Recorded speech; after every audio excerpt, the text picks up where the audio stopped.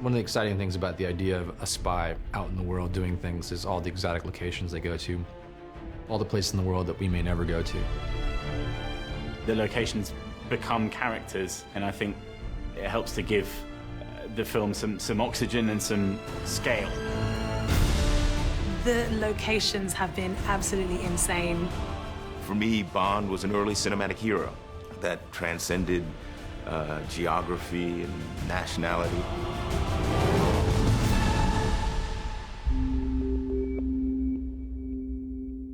When you watch the beginning of a Bond film, you are expecting some kind of spectacle, right? In some ways, I wanted to subvert that in Norway.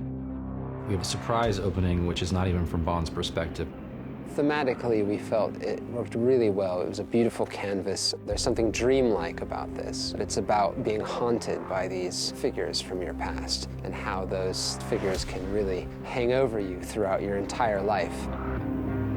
This lake is normally a sea of snow with a very thin layer of ice underneath. We have, through the process of removing the snow and allowing the cold nights to naturally freeze the water on the surface of the lake, managed to cultivate it and create a safe working environment for our crew and also build our house in the background. The frozen lake water forms a type of ice that we call steel ice. And it's this very strong ice. In English, it's black ice. Half a meter of black ice. You could run a very heavy tractor, like 8 tons. So it has been a very efficient way of strengthening the ice. We wanted a sense of isolation, and we wanted a sense that they were separate from the world. We ended up with some very spooky and almost scary film footage. It's a Bond beginning unlike any other. We start the film with a flashback to her childhood and trauma that she went through. Then we pick Bond and Leia up at Matera. They go through an action sequence. The stakes are very high. Matera is one of the oldest cities in the world. It's certainly one of the most extraordinary locations we've ever been in. We have the DB5, which was reconstructed after Skyfall and is in perfect condition and has a few added extras and does everything that Bond's DB5 should do. We do it and more, all in this incredible backdrop of Matera. It is not built for the modern world in a way that the roads are narrow and short. It doesn't, from that point of view, seem like the obvious place to do a car chase. I think the skill and success of this sequence will be that you can use the hillside layout of the town to great effect with the stunt and special effects sequence. There was a lot of apprehension. Matera's never seen anything this size before. A lot of filming here, but just nothing on this scale. Well, it's hard to get the car going fast in a city like Matera, where the roads tend to be very narrow.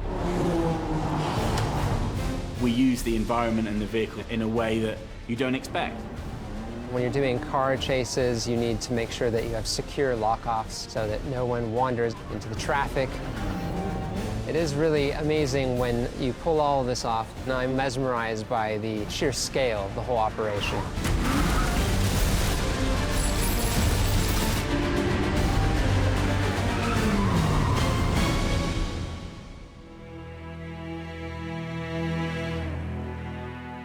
We are on Ardveriki Estate in the Scottish Highlands, and we're filming New Bond. I was really, really keen to do a Bond driving chase sequence off-road in a really, really challenging environment. You know, up in the Highlands, it's stunning. Everywhere you look, it looks like you can drive. Normally you can't. When you're working in a Bond film, the collective expectations are high. Everybody wants to make the best film possible. So you want to find the best locations that are going to work. You want to have the best stunts that are going to look spectacular on screen. They're genuinely driving down steep, rocky hillsides across rivers, going off ramps. The Scottish part of this car chase was enormous. It was an enormous undertaking. We essentially took over a private estate. Logistically, it was very complicated. Narrow roads, locations are far from each other. It's been a lot of work, but I think when you see the vehicle performing, it'll be quite a spectacle.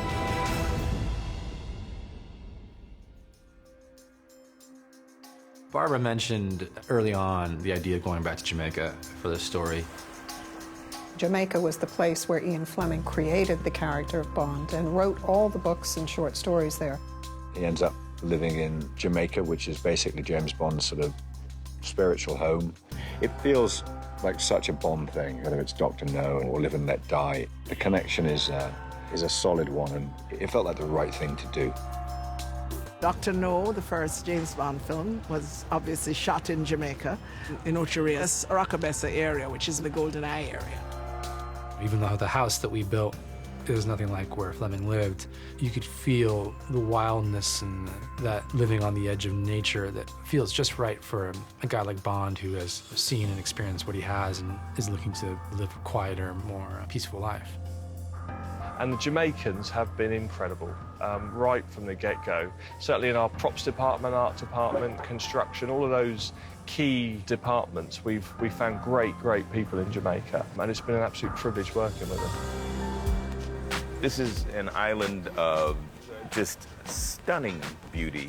Not just the land, the water, but the people, the energy, the spirit, the culture that lives here. We have all of that comes to bear, and it really only helps to drive the building of the character and drive the story forward. You know, all we have to do then as actors is just show up in the midst of that and live in it. I'm Jamaican. My parents are Jamaican, they're born and bred here. Jamaica is rich, flamboyant colours, and it has a heat and a history and a grit to it that not many people get to see. I feel very in touch being here, and I feel grateful to bring my culture to the cinema. We're in Port Antonio in Jamaica, where we shot part of our film that's supposed to be Cuba. The government here has been absolutely amazing and supportive for us. We've had incredible support from the Jamaican government. If you go and talk to a company and say, look, would you be interested in somebody flying a plane in very close proximity to your clothes? They're going to say no. When you tell them James Bond's doing it, they're up for it. We want the locations to be sensational and stunning. We want people to remember this film for every reason.